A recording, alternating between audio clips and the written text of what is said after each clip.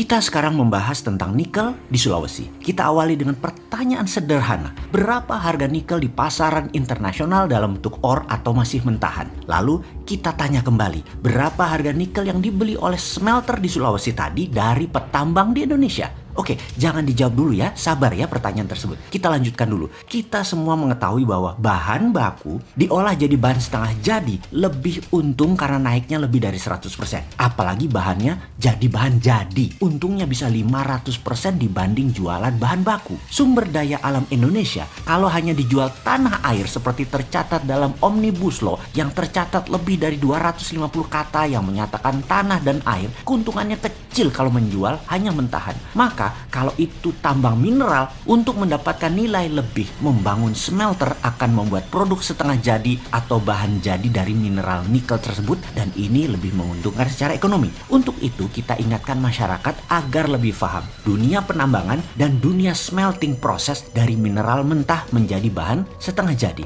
Kita ambil contoh tidak nikel dulu ya, sabar ya, tapi sebuah perusahaan yang dikatakan smelter dalam tanda petik di Gresik yang memproses 1 juta metrik ton per tahun koper konsentrat dari Freeport. Kita juga harus ingatkan satu lagi. Freeport itu tambang tembaga, copper mining. Yang bilang Freeport itu tambang emas iku sopo? Mana emasnya? Lah yang diekspor koper konsentrat kok. Yang dihasilkan koper tembaga. Jadi Freeport tambang tembaga karena hasil yang didapat dari pajak negara saat ini adalah mengekspor tembaga. Wes, ra usah kakeran takon ya. Wes, kita lanjut. Sekali lagi, Freeport adalah tambang tembaga. Tambang ya bukan manufaktur, bukan pabrik, bukan smelter. Pabrik, smelter bukan ranah penambangan atau pertambangan, tapi ranah industri. Jadi smelter itu adalah industri. Smelter adalah pemrosesan mineral mentah menjadi bahan jadi atau bahan setengah jadi. Kembali ke benda yang dikatakan pabrik di Gresik yang katanya smelter untuk koper konsentratnya Freeport. Diproseslah koper tadi jadi anoda slime dan ini diekspor ke Jepang.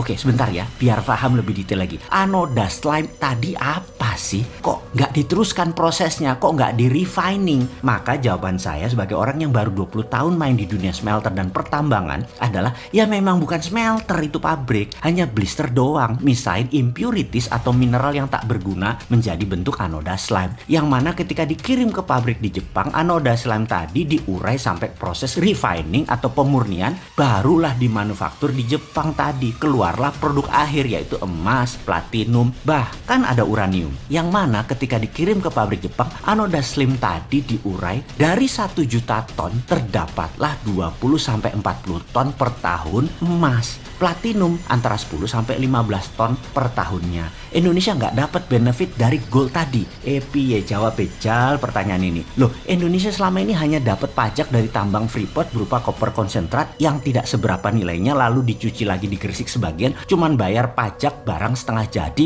lalu anoda slime tadi diekspor, yang mana setelah di-refine baru dapat mineral murni PGM atau precious group metal. Paham ya? Yes, dan jadi perusahaan-perusahaan tersebut selama ini menikmati ketidakfahaman pejabat sampai beberapa presiden mereka itu menikmati. Enak ya, sampai sekarang enak banget jadi mereka. Oke, silahkan dilanjut menikmati semua kelemahan ini, karena kalau nanti sahabat muda dapat mandat di tahun 2024 pasti di stop semua kenikmatan korporasi dan pejabat atau mantan pejabat pengejar rente yang dapatkan benefit kelewat banyak kemarin, karena pejabat nanti gak ada pemburu rente seperti pejabat sebelumnya. Kita kembali ke nikel sekarang. Keluarlah peraturan tidak boleh ekspor biji atau mentahan nikel. Mulia ya peraturan tersebut. Pembela tanah air sekali ya peraturan tersebut. Oh ya, mulia, cinta tanah air, iyalah. Dan yang bilang iya atau yang manut pasti nggak ngerti ngelola negara plus nggak ngerti ngelola nikel. Tujuan tidak boleh ekspor karena bahan mentah tadi harus naik nilainya menjadi bahan setengah jadi atau bahan jadi. Karena itu smelter Tiongkok hadir untuk nilai tambah tadi. Mulia sekali kan cita-cita itu semua. Oke, kita kembali ke pertanyaan awal. Harga ekspor atau harga pasaran hard commodity nikel berapa di pasaran internasional saat ini? Dan tolong bandingkan dengan harga beli perusahaan smelter Tiongkok itu dari para penambang. Lah,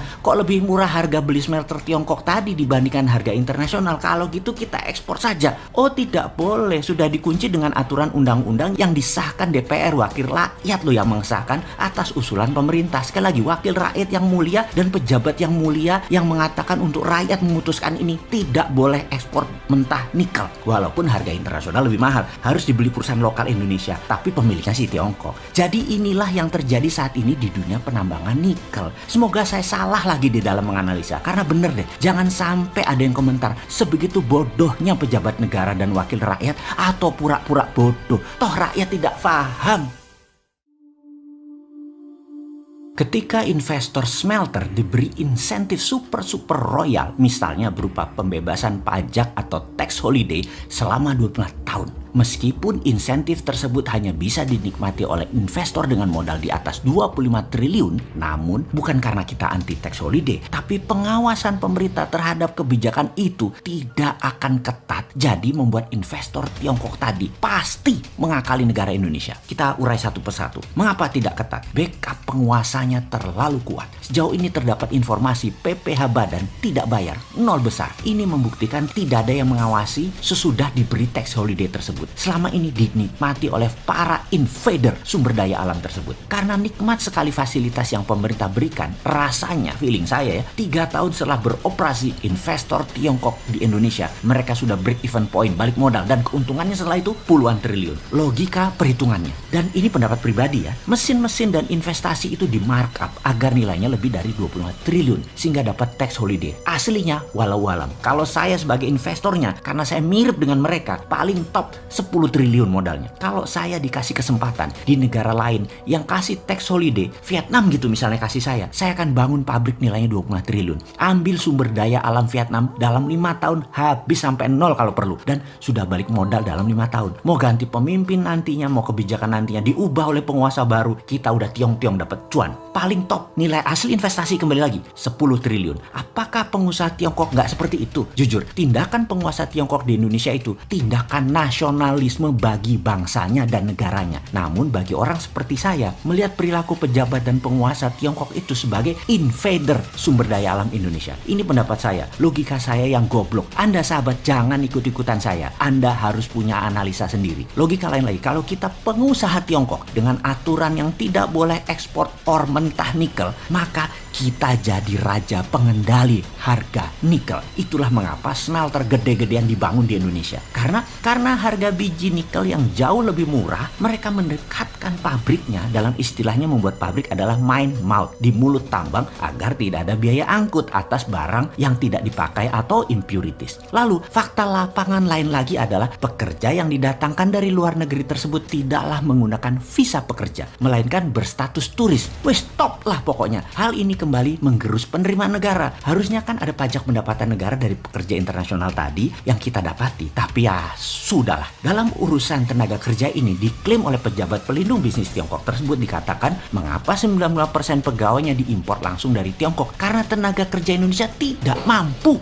Wih, kok pejabat menghina dan merendahkan bangsa sendiri, tidak dihujat atau tidak dicopot ya jabatannya? Apa karena sponsor buzzer dia itu ya? Atau karena dia serba bisa? Dia bisa merangkap banyak pekerjaan dan banyak jabatan. Super canggih dia. Bahkan jabatan menteri mah kecil buat dia. Gubernur, bupati, wali kota, panglima, pangdam, danrem, pemadam kebakaran, Baywatch, penjaga pantai, kalau dicopot dia bisa gantikan. Hebatlah orang ini. Lalu ada hal yang saya pribadi masih kepikiran. Asli kepikiran kalau saya mengandaikan saya adalah pengusaha Tiongkok. Saya pasti hanya akan buat smelter pembuang impurities. Saya tidak akan buat pabrik refining atau pemurnian nikel. Nggak akan. Smelter itu difokuskan hanya ambil bahan baku alam yang paling top nikelnya 2%, di mana kebanyakan 1,6%. Lalu mereka akan bakar dalam tanda petik agar membuang bahan-bahan yang tidak diperlukan. Jadi dalam 1 ton output produk, bukan 1 ton nikel, tapi 1 ton tersebut nikelnya hanya 25% kandungannya. Sehingga masih belum dikategorikan nikel agar pajaknya bukan pajak nikel. Apa kayak dikasih nama nikel oxide, nikel ore, karena 75%-nya bukan nikel. Karena mereka butuh yang 75% ini. Ada ferronya, ada litiumnya, ada banyak deh. Sama seperti dalam video sebelum ini. Pabrik smelter koper di Gresik tidak akan keluarkan koper murni 99,9%. Juga goldnya 99,9%, karena berakibat keluar juga goldnya, platinumnya, tembaganya, nggak bakal. Jadi apa yang mereka lakukan? Mereka hanya buat anoda slime saja. Jadi dibayar pajaknya bukan finish product. Jadi kalau kita nih pengusaha Tiongkok yang nasionalis, maka ngapain kita buat refining di Indonesia? Keluar nikel 95%. Ngapain ngapain keluar litium, ngapain keluar feronya. Pabriknya juga harus ada abadi di Indonesia. Nggak bakalan, karena stok kita kan mau dikeduk abis-abisan dalam 10 tahun ke depan. Ngapain pabriknya abadi, yaitu pabrik refining. Pastinya ini cuman buat keduk sumber daya alam Indonesia. Ini pasti yang tidak diperdulikan oleh banyak rakyat karena sudah ditutupi buzzer dan ditutupi media mainstream bahwa nggak apa-apa SDA dikeruk sampai habis dalam 5 tahun ke depan, dan pabrik smelternya dicitrakan itu baik buat negara. Itulah yang kita tahu saat ini. Yang kita tanya kemudian, bener baik buat negara? Mana bukti setoran pajaknya? Kembali kalau kita jadi pengusaha Tiongkok, kita buat smelter hanya pembuang impurities, pabrik pemurnian tetap di Tiongkok. Pokoknya main cepat aja yang di Sulawesi. Bener kan kira-kira bayangan kita ini? 10 tahun, itu tinggal 4 tahun lagi. 2 tahun lagi BEP, 2 tahun full gas pol gigi 5, puluhan triliun sedot. Pejabat baru 2024, keras terhadap sumber daya alam, mereka cabut dari Sulawesi. Sudah ambiar bonyok tuh sumber daya alam. Mungkin sudah tidak mineable atau tidak layak ditambang. Bukan habis depositnya, tapi rusak karena cara nambangnya yang aneh. Mereka yang lakukan adalah namanya brutal mining. Hajar yang paling cepat dan paling besar kandungannya di permukaan saja. Yang agak dalam dan kecil kandungannya, kalau cara tambangnya benar, tetap bisa ditambang sampai habis. Namun cara mereka saat ini kalau kita lihat nambangnya, karena waktu kepepet, stok apa aja disikat cepat. Tapi ini kan pengandaian ya. Kalau kita jadi pengusaha Tiongkok, kalau kita pengusaha Indonesia di Vietnam yang dapat fasilitas tax holiday 2%,